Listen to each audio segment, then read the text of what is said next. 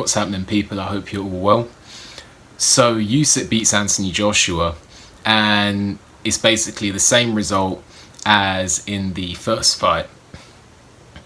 Anthony Joshua was better in this fight, particularly at the start.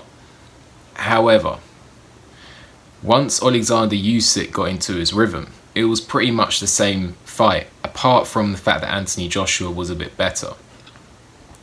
And I said in the preview that this is perhaps a style that Anthony Joshua is always going to struggle with. A slick fighter, like he did against Savon in the amateurs, a slick fighter, a fighter who's quick, and a fighter who can move. Anthony Joshua is quite a clunky fighter. And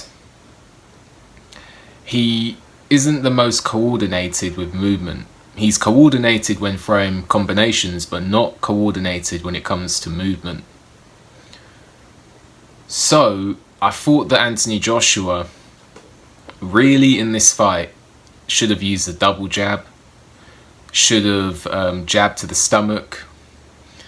I didn't see any of that.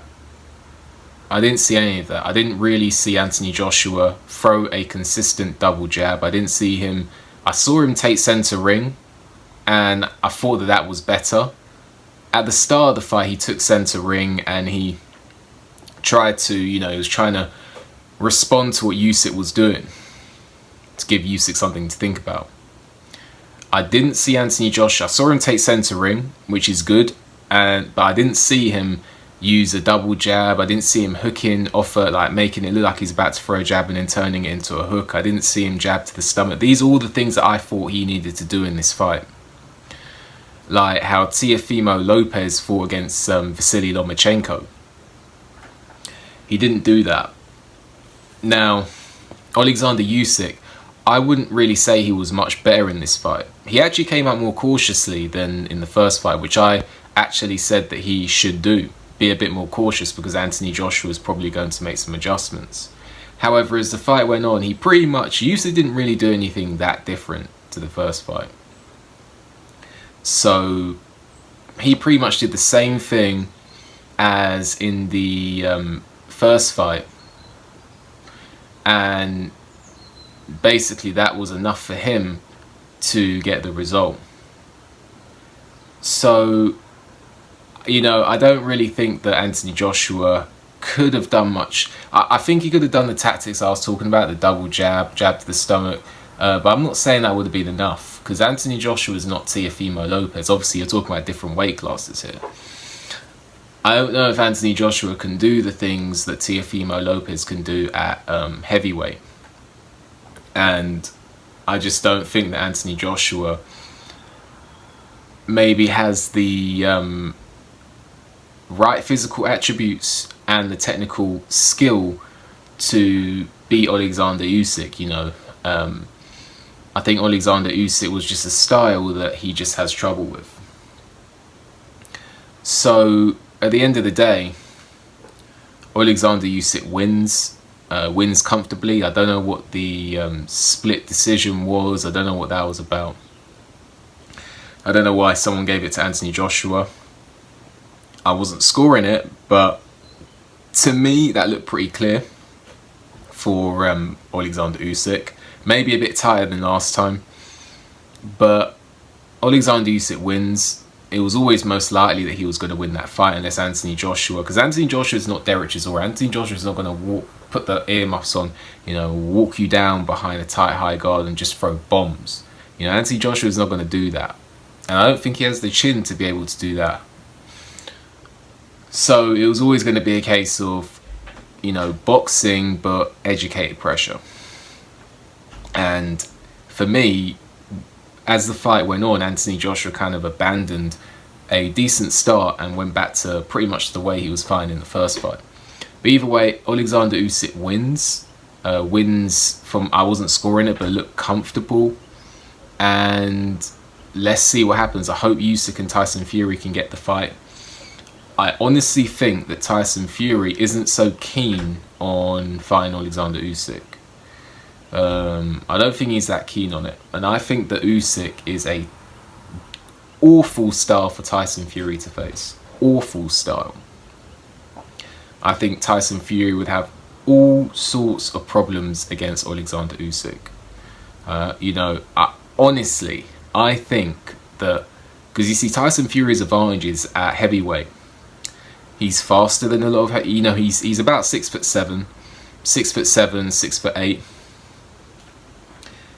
and for a man that size, he's got really fast hands, really fast feet, especially when you look at his physique. Fast hands, fast feet. You know, he's a good mover. He can come forward, but a lot of his advantages are going to be negated when he fights Oleksandr USYK, if he fights Oleksandr USYK, because Usyk's quicker, Usyk's a better mover, Usyk's more coordinated, and all these advantages that Tyson Fury has against opponents at heavyweight, not going to have those against Oleksandr USYK. He's going to have size, but I don't think he could. I reckon Usyk could move around the ring against Tyson Fury if he wanted to. So this is a problem for Tyson Fury, and I think Tyson Fury probably knows this. You look at Tyson Fury versus Steve Cunningham, struggled in that fight.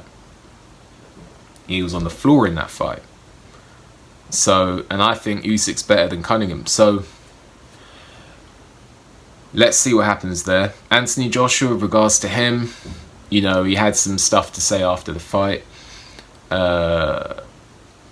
You know, it's what it is. I think he was quite. I think he was processing the defeat. I think his mind was like processing the defeat, and I think it just came out vocally. So you know, I don't really want to say too much on that. With regards to where he can go from here, he's not in the conversation for the top heavyweight. He's not in that conversation at the moment. I think a fight that makes sense for, I mean, it depends on what Anthony Joshua wants to do. If Anthony Joshua wants to rebuild, problem with Anthony Joshua is I think he was given a lot of advantages when he was a prospect and when he became champion. I think he was given a lot of advantages over a lot of people with, you know, more talent or around the same amount of talent as him. So if he decides to, you know, rebuild and try and make a comeback with regards to fighting lower level opposition, gradually building the opposition, I think he's going to get beat along the way.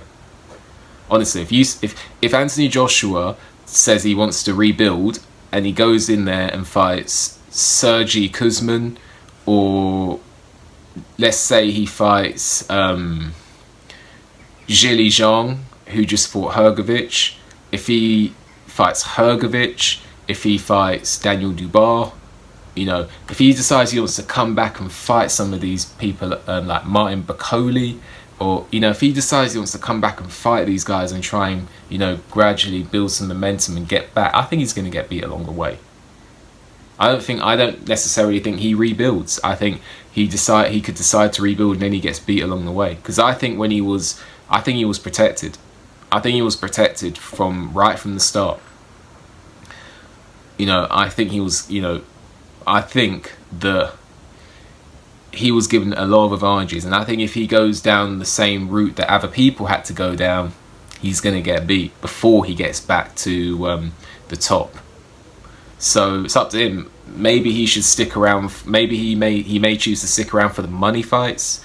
Dillian Whyte 2, Deontay Wilder. If I'd like to see Anthony Joshua in most, is Anthony Joshua vs Deontay Wilder. I don't think it's the same fight as it would have been when they were both undefeated, but that's the fight I'd like to see. But with regards to Anthony Joshua, I think if he tries to rebuild, he gets beat along the way. And I think perhaps he should try and, you know, fight Deontay Wilder, fight Tyson Fury. Because even though he lost to Usyk, I still think that people would be interested in Joshua versus Fury. I still think people would be interested in that. But anyway, let me know what you thought of the fight. Let me know where you think both fights should go. And that's basically it from me. So like the video, subscribe to the channel, leave a comment, hit the notification bell so you get a notification when I make a new video. And I'll see you on the next video.